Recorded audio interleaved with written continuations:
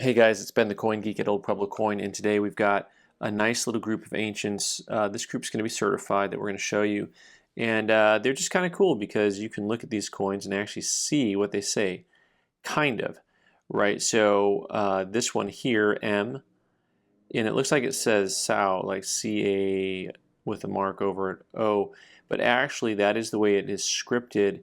The latter, that mark above the A is actually connected to the backside of the A to make a T.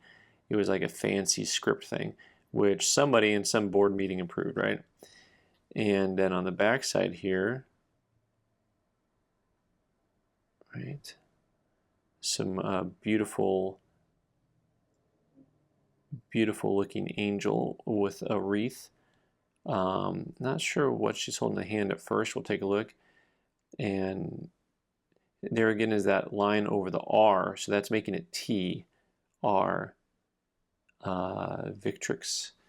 So this coin here is M. Cato, not from the Hunger Games, that's a different guy. Circa 89 BC. This is either Liber or Bacchus on the obverse, and then the reverse is Victory, seated. STD is seated. I always get those backwards because I always think seated should be STG and standing should be with a D, but whatever. That's not my decision. Extra fine, strike of a 5, surface quality 4. Really neat piece overall. And this one's probably around the $300 range. An odd size, it's only 2.2 grams, and it's a silver quinarius. So next we're going to go back in time from there a little bit further because we got to go to 300 BC to see one a design that's one of my favorite designs. This has the spear, the horseman, and he is holding a spear up in his hand as he's riding. That's what that line is. So his arm's coming up, and it looks like the coin was probably struck multiple times. You see how there's like a shadow of the image. So it probably got struck twice, or on a rebound, so to speak. And then the back, you've got this really cool image. Come on, let's go dolphin riding, everybody. Just a really cool image. You can see a little bit more there than you want to, and I'm only using the 5 power loop. So watch out. So a didrachm, 7.37 grams on this guy, with the rider with the spear and shield, and the reverse possibly Taurus on a dolphin. And then Choice XF, 3 of 5, 4 of 5. And this is a coin that's going to be probably close to $400, maybe a little bit less than that. But overall, it's a real nice example. You can understand why people really try to pick out nicely centered coins on ancients, because you'll have little bits of the design that start to get missing on these guys, and it can be really hard to find. It can be very hard to find. And next up we have another Roman imperatorial piece, and let's see if we can figure out who this is just by reading it here, right? Oh, look at the toning on that. Come on now. Come on, that is awesome. I love it. I love it. That is so cool. Kind of hard to make out the lettering here on this one. So we've got the horses and the chariot and the general, and there above there you see a little angel, which is oftentimes Victory, Nike. Sometimes it's other things.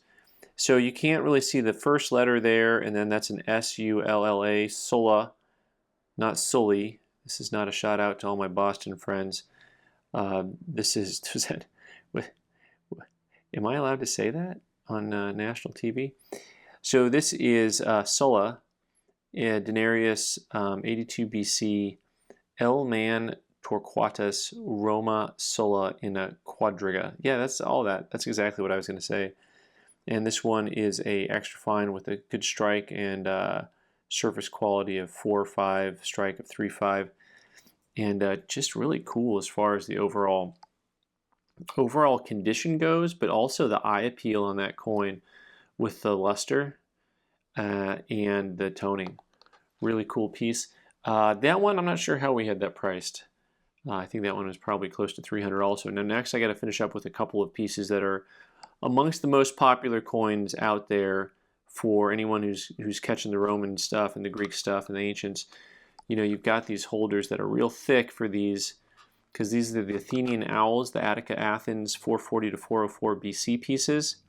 And I've got a couple of them. The tetradrachmas, one of them is going to be pretty stunning, and this one is gorgeous, but this isn't the stunning one, so you got to hold on for that. This coin has a real nice presentation. You got good centering. Lots of times on these you'll see really giant test marks or chop marks, and sometimes you'll see a piece from the metal pushing out that's just natural. This one they're calling an extra fine, strike of 5, surface quality 3. So what's interesting is, I was talking about that test mark. Let's look a little bit on the overall strike of these coins just so you can get the feel for how they made them. Really such a neat piece because the way they use the entire planchet. Now sometimes they are off center and you only get part of the coin on there. So that's something to be aware of. This one's really nice. You know, this by the O here, you can look at that piece out of the corner and say, is that a test mark or is that a natural planchet flaw? And based on looking at this side, I'd say it's a natural planchet flaw. The test mark is usually going to be really sharp on both sides, and you see how rugged it is on the other side. This piece is going to be around $800 on this piece. So I want to show you something here that's going to be, let's just go ahead and call it mind-numbing, shall we? One of my favorite coins, of course, the Athenian owl, looks a whole lot like a certain logo that you may or may not have seen before somewhere. Bueller?